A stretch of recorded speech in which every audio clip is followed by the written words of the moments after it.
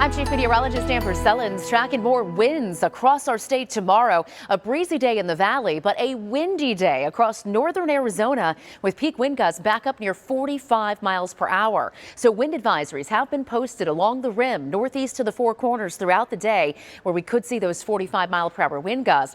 And because conditions are still looking dry and those winds are picking up, fire danger is going to be elevated in that part of our state as well. So red flag warnings for northeastern Arizona. All these spots here you see shaded in pink. As we talk temperatures tonight, down into the 30s and 40s along the rim, 51 in Sedona, 54 in Kingman, and 60s in the forecast out west along the Colorado River Valley. Now tomorrow, those spots will hit the 90s for the most part. Bullhead City a little bit lower at 87 though. Highs in the 70s for Prescott and Payson, and 90s from the valley down south into Tucson. So we're still running a little bit above average here in the valley. Our 30-year average for tomorrow actually goes up to 90 degrees, so we'll be just a couple of degrees above that in Phoenix, and expecting low 90s all across the East Valley, from 90 in Fountain Hills and Apache Junction to 92 in Gilbert, Tempe, and Chandler. Temperatures a little lower farther north in those higher terrain spots, so Carefree and Cave Creek will be in the 80s tomorrow. Anthem and New River also in the upper 80s. Deer Valley at 90 and 92 in Avondale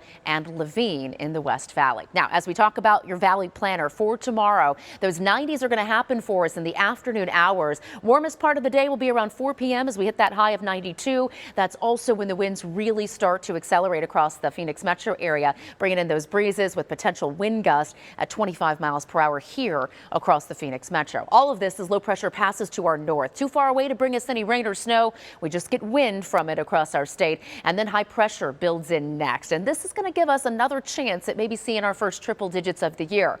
We've been really close, 99 so far for the hottest day this year, but it looks like we could hit that dreaded triple digit mark by either Friday or Saturday before this ridge of high pressure moves out. Once it does, low pressure coming in from the northwest, and this one is going to bring a major cool down to the forecast early next week. So 90s through Thursday, potentially our first triple digits Friday or Saturday. Then winds really crank up and we drop to 91 on Sunday, down into the mid 80s on Monday, with overnight temperatures generally in the 60s here for the next several nights.